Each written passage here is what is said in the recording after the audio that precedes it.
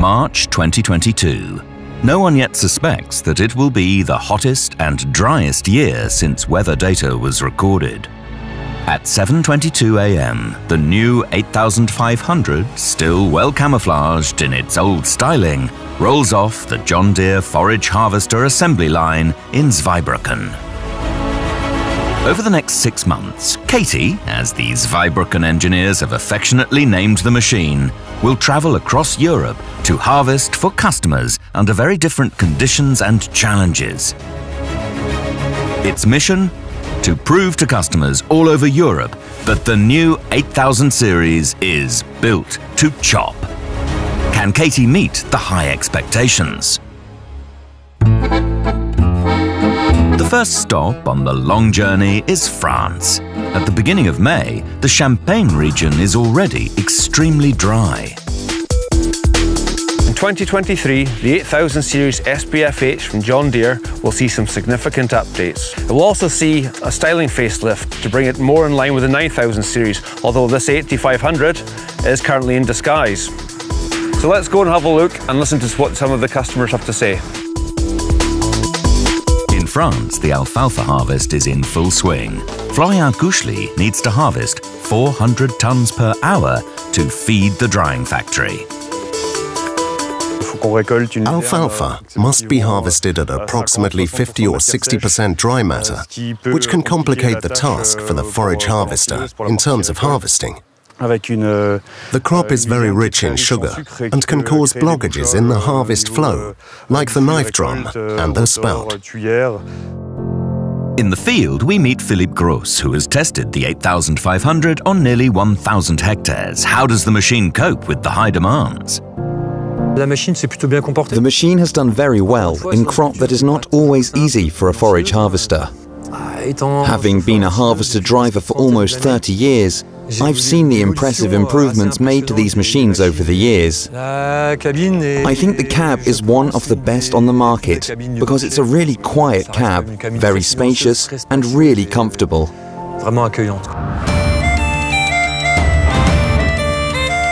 Welcome to Ireland, the real home of grass. I was turning around and looked out through the gate and I saw a spy looking in to see what was going on. I'm here too. And I found this guy out on the roadside. First impressions? Super machine. The 85, the new styling, the slightly improved intake. It runs sweeter, it runs nicer. What all of you's done. The model year 23 update includes some major changes like new engine and more power on some models, more aggressive feed roll design, Busa-clad coated premium kernel processor, a new high-intense Duraline sawtooth option for 10% longer lifetime and 10% lower wear costs. And last but not least, the styling update.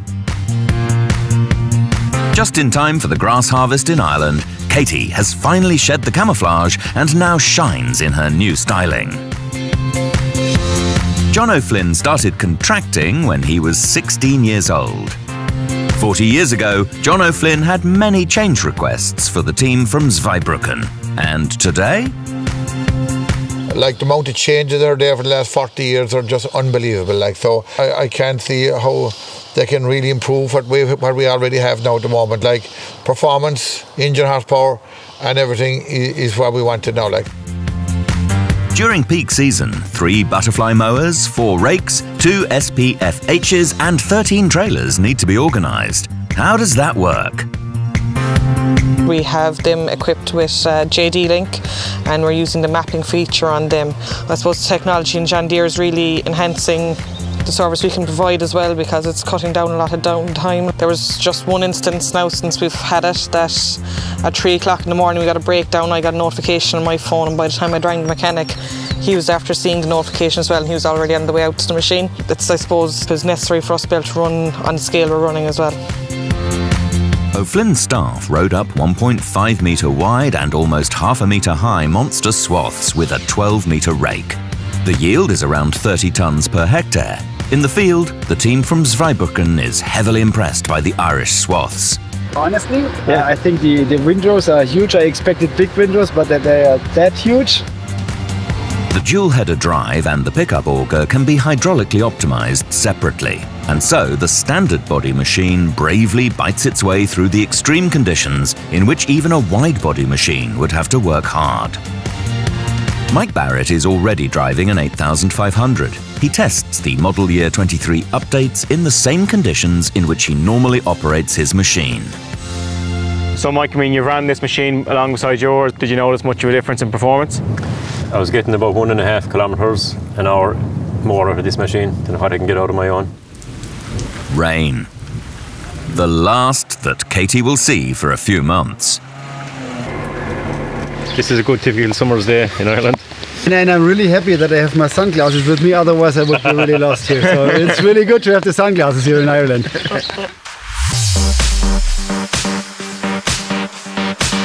For the next stop, Katie arrives safely back on the continent to chop in the Benelux countries. Time to introduce her faithful companion. Hello everyone, my name is David. I'm a demo driver for John Deere this year, and I'm accompanying the Built to Chop tour through Europe. We are currently on the road in the Netherlands. We chop grass for dairy farms. Farmers in this region, they cut up to 6 cuts of grass, and the big challenge here is that we have a relatively high sugar content since we are pretty close to the coast. The update also includes a quieter cab, a water injector bar, and an optimized and longer spout, which ensures a reliable crop flow even in these extremely sticky crops and conditions. And what do the customers say about the updates? I was positively surprised by the new spout. It is more comfortable, and with the new geometry, the risk of shooting over the trailer is reduced. The most important improvements are around the crop flow. It is a lot smoother. The noise level is around 60% reduced compared to our old machine. The Harvest Lab sensor also measures the metabolizable energy on the go, the best tool to know for sure the quality which is in the trailer. Shortly there is new value, the metabolizable energy. Guessing is missing. Measuring is knowing.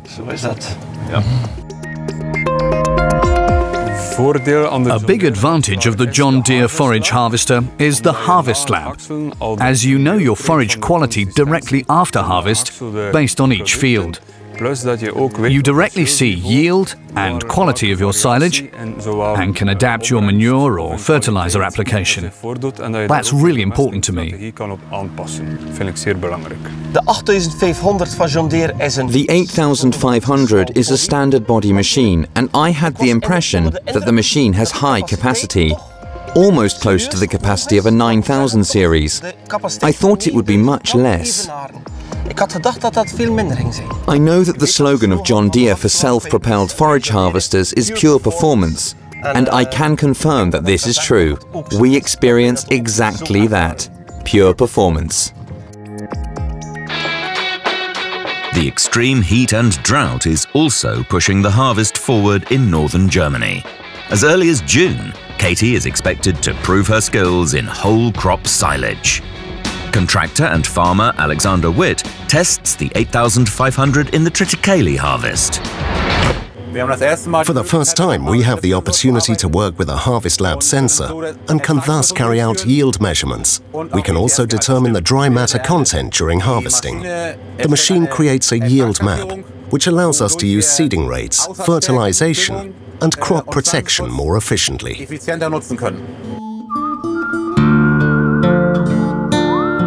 Italy is suffering from extreme drought. Farmers are struggling with up to 50% crop failure. The last real rain was in some places before Christmas 2021. Maize was chopped from the end of June, and when we visited in mid-August, the harvest was almost finished. As in all other countries, the John Deere dealer is a crucial part of the success of the Built to Chop tour, not only in logistics and on-site organization, but also in customer selection. Only in this way is it possible for Katie to chop in irrigated fields with high crop yields that Italy is normally famous for. But Katie has to perform in all conditions. The brothers of contractor Biamonte have been driving John Deere for 30 years. Only last year they bought an 8500. Today they are testing Katie. We stop Stefano in a field flattened by a thunderstorm and want to know what his first impression is. The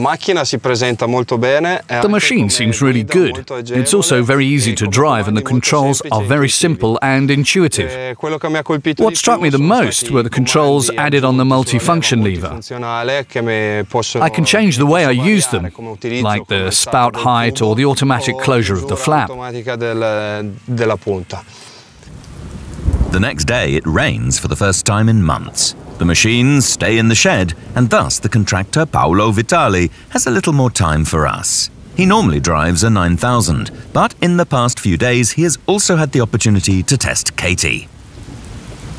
I was very impressed with the machine, especially the engine management, a very high-performance machine that is very close to its big sister, the 9000. Very high performance, very good cutting quality, and also the technology is, as always, top-notch. I would nickname it Little Beast, because I know it's not at the top of the John Deere engine range, but it proved to be very powerful. Mauro Tavani also owns two wide-body machines. One is an 8600. How did the 8500 perform in comparison? Excellent, if not better than the 8600, at least the same. Mauro chops all kinds of crops. How does he ensure that his machines run reliably throughout the season? For years we have been choosing Duraline to prevent downtime. This one has almost 3,000 hours. Today we replaced a small part. I think it can't get any better than this.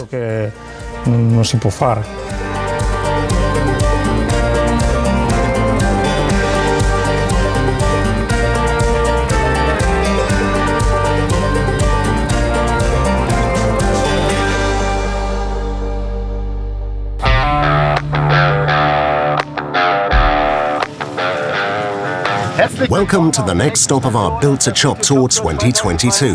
Today, live from the Czech Republic. The conditions couldn't be better. We have great weather, we have large fields, good maize, good yields. Perfect conditions for Katie to deliver high-quality maize silage. One question, Johannes, how good is your Czech?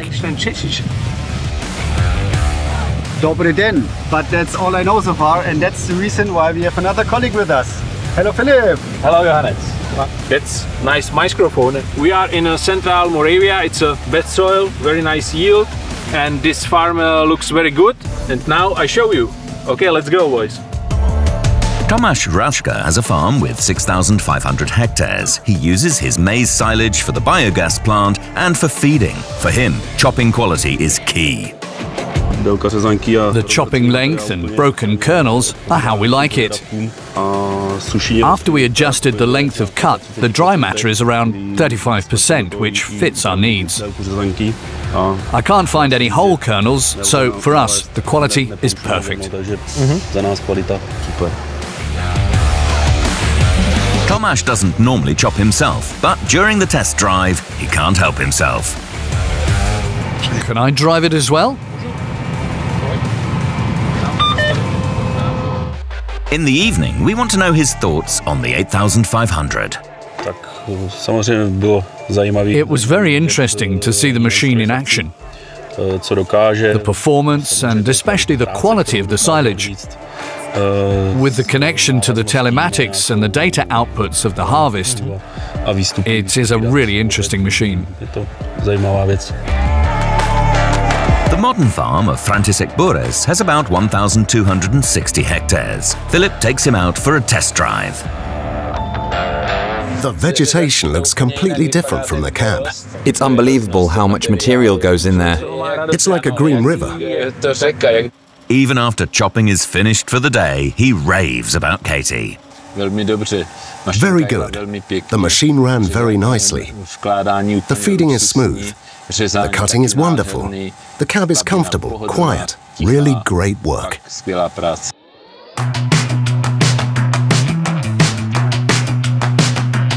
Welcome to the next stop in our Built to Chop Tour 2022 across Europe. We have just arrived another time in Germany. In Germany too, the harvest windows are getting shorter and shorter. This calls for high efficiency and operational reliability. If the forage harvester breaks down, it becomes expensive because then the whole chopping chain is down, not only the forage harvesters, but also the machines on the silo. What means do the sales partners have to help the customers quickly in such a case? The harvest, I would say, starts with preparation. After the harvest, the machine comes to us. If it is reliably maintained and checked, then you have a very high reliability in the season. The John Deere systems with JD Link, where we check every day whether the machines are running smoothly, or if there is a fault warning with the expert alert, where we receive information more than 24 hours in advance that a breakdown may occur.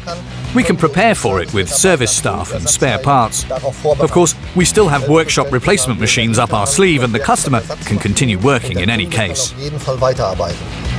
And this operational reliability is obviously well received by the customers. For me, the first priority is service. The harvest are long days. When the forage harvester breaks down, you can't afford to have a delay of 1 or 2 days because a repair is needed. And I have to say that I am very well positioned with John Deere. If there is really something wrong, it has never happened that I have not been helped quickly by another forage harvester, or the repair has not taken very long. Let's go to see where Katie is. Let's do that. She can't run away here. She is still opening the field here right now. I can't wait to hear what Christian has to say about Katie. Christian, how's it going? Yes. Very nice. Runs great. And what is different about this beautiful Katie in relation to your 8400? She's quieter, much quieter. They really did something there. Wait, I'll put on my seatbelt because it's got such a tremendous forward momentum. She's got a lot more power, that's for sure. And this engine, I think, already has its full power at 1900 RPM. So you can push it really well. Auto lock is also running. It adapts perfectly. And autofill also runs great. So you feel at home? Yes, like in my living room. The silage is very good. If you want to look at this with the camera. Here the kernels are not just split once or twice or 3 times, but really like mushed. I can only see very small pieces, and that's how it should be. This is what chopped maize silage should actually look like. I just had a look in JD Link. We have a small anniversary to celebrate. We have just completed 1,000 engine hours. Golly, what an honor! The chopper ran great today. The driver is also very pleased. He said he would like to take the forage harvester home tonight. But Katie's mission is not over yet. Rain is waiting for her. What challenges will that bring? Of course, we're very worried about the plant leaves because they're so dead, and when they're wet, they're really hard to chop. Bernd Mollenkotter's contracting company offers service for nutrient management as its core business. What are your requirements for the forage harvester? For us, it was important that we have a good chopping length and good cutting quality. And since we also work and trade a lot with nutrients, the Harvest Lab sensor was also very important for us. Basically, I see the sensor to evaluate an area better than an analysis at the official laboratory. At the moment, we have 2 8600s and 3 8300s running. And I'm also curious to see how the silage compares to the other machines, especially the 8600. We'll tip it out back there and see what it looks like. The silage looks good. And the kernels? Nice and ground. Looks good. Perfect. Super. Hi, Mark. Will you take me for a ride? Sure, buckle up, then we'll get going. What's your first impression of Katie? Well, my first impression of the machine, really great. Very quiet running performance, you almost don't hear it at all. Actually very strange for the chopper.